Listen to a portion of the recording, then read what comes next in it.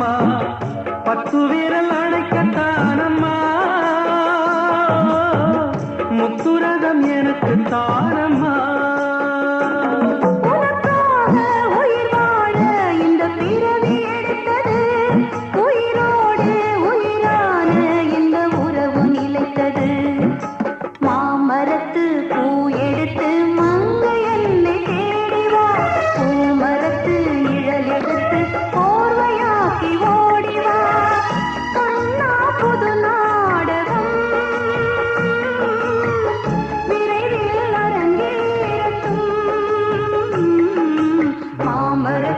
பூ எடுத்து மஞ்சம் ஒன்று போடலாம், பூமரத்து நிழல் எடுத்து போதையாக்கி மூடலாம்.